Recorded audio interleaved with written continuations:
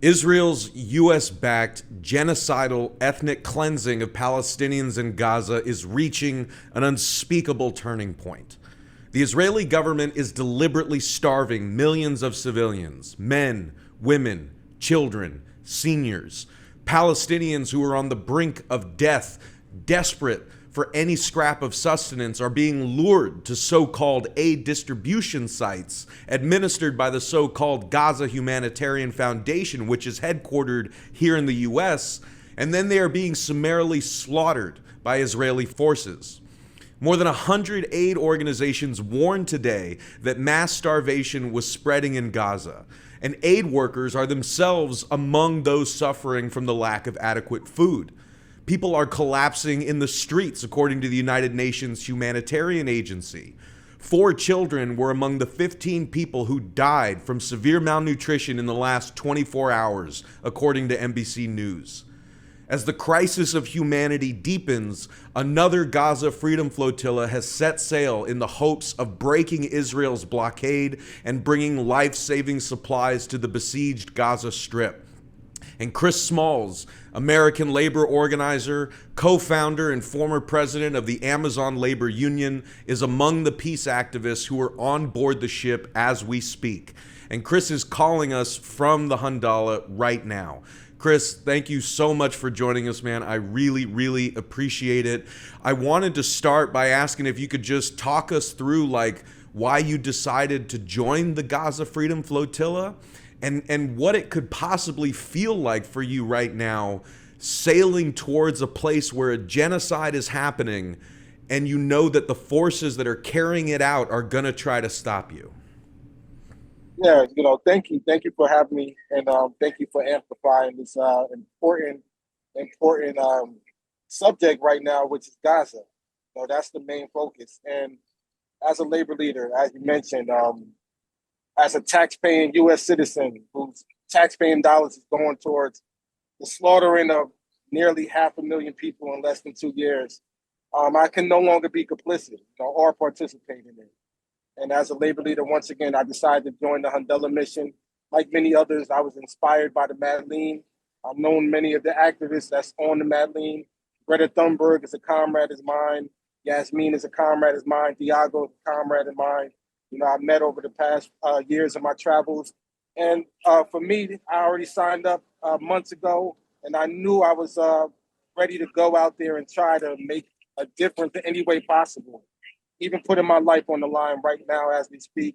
You know that this, as you mentioned, this is one of the most dangerous militaries in the world, the most monstrous, inhumane military in the world. They have been known in 2010. They joined, jumped on the flotilla and killed 10 of the activists. So just knowing that that's at risk, I knew that this is something that's very important for the times that we are. It's a really dark time in humanity. And I just, once again, can't stand on the wrong side of history. I want to be on the right side of history and draw the picking line. The people of Gaza is a working class issue, and we have to be on the right side of the picket line. Hell yeah, man. That's, I think, beautifully and powerfully put. And I wanted to talk about, what it's going to be like for y'all as you get closer in a minute, but I wanted to first talk about what it was like just getting started for you guys, because just hours before the Freedom Flotilla was going to set sail from the Italian port of Gallipoli, 2 attempts of sabotage on the ship were made. Can you tell us what happened? Yeah, of course we have 24/7 watch. I take shifts. Everybody takes a shift, do 2-hour watches throughout the night, throughout the day. And even with the 24/7 watch, in past missions, this is mission number 37 for those who don't know. This is boat number 37. And this has been happening since 2008. In past attempts, they have sent scuba divers. They have done things to sabotage. They just dropped a bomb on the last mission last month in Malta. They have done things to sabotage these missions before we even take place or set sail on sea. And Israel has announced to their media and to their audience that they were going to do anything in their power to try to stop us from leaving Italy. So we woke up the morning to set sail as normal, and we surprisingly, as we were doing our check around the boat to check out, making sure that the donations and everything that we receive are safe, nothing, no contraband, things like that, no weapons, anything like that was given to us. And yeah, our captain and our crew discovered a rope that was professionally tied to the rotor. It wasn't a normal rope. It wasn't a rope that can sometimes be picked up at sea when you're traveling across. That happens sometimes. This was deliberately tied. And then the second attempt was, we have to have a fresh tank of water so that we can take showers and wash our hands in the sink and even cook our food. And instead of getting a fresh tank of water, we got a tank of acid, sulfuric acid, which would have corroded our pipes. And more importantly, it would have probably killed and burned, all 21 of us and unalived us, So thank God we were able to catch that. And it delayed us 2 hours, but we were able to once again manage to get out to sea despite their attempts. Nothing was going to deter us. And we're now we're 3 to 4 days out from Gaza seaport. We're getting close to where Israeli forces intercepted the Madeleine. And yeah, we could face the same fate of going to Israel's prison once again. But we are well aware and we're ready. We're prepared for all of that. You and I have talked many times before. We've even done events together here in Baltimore, and it's no secret that you've had some of the most powerful forces in the world coming after you, including Amazon and Jeff Bezos. Like, do you feel like that's prepared you to take this level of threat on? I mean, like, or does this feel like even more terrifying than anything you've faced? No, it's the same amount of threat. I was the Amazon whistleblower for COVID, which was a life or death situation, and here I am again putting my life on the line. This is a life or death situation. Amazon is deliberately attached to this genocide. That for those who don't know, the Iron Dome is Amazon. It's ran by AWS. It's ran by Amazon Web Services. They are the intelligence that is used to target and surveil and kill innocent Palestinians, specifically women and children. So if you're supporting Amazon, you are absolutely supporting genocide. Well, I want to end on that note and ask if you have kind of final messages to anyone watching this about what they can do to not be complicit in this genocide, what they can do to fight against it, what they can do to ensure the safety of the Freedom Flotilla as you guys try to bring life-saving aid to starving people in Gaza.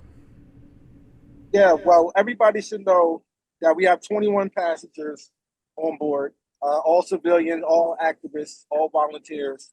1/3 of the crew is Americans. But this hasn't been done in recent times.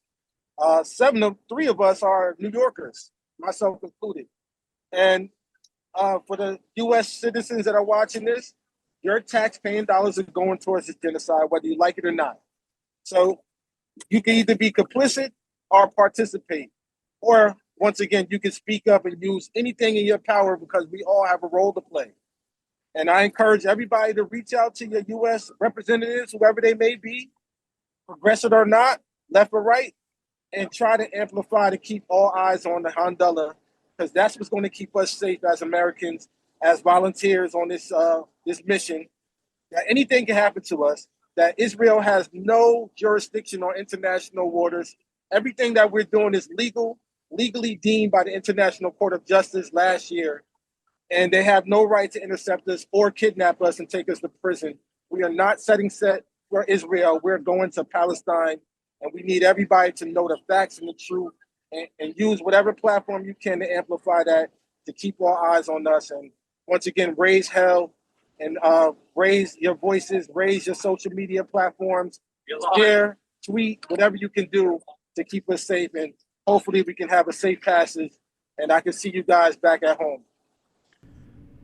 I have to ask this last question, man, because you mentioned that you're aware of the very real threats to your safety and even to your life on this mission.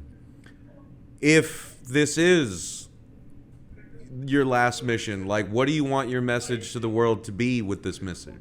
With this mission? Well, obviously, as a father, that's the one thing I don't want to happen is my kids being in the world that we live in right now. Every time a Palestinian child dies, a piece of humanity dies with it. And that's words of Diago, who was on the Mad Lean. And that's real. We should be ashamed to sit by and stand by and watch these innocent people be slaughtered every day, live streamed. And I had enough of it. Every day I open up my Instagram, every day I open up my Twitter, or any social media platform. All we see is death. And I know as a father, as a civilian, I can't stand with it. And it could be my last time talking or last time being on a mission forever. But I hope that people will remember and know that, once again, this is a world that we do not want to live in. And that's what we have to fight for, humanity. Gaza is showing us how to love.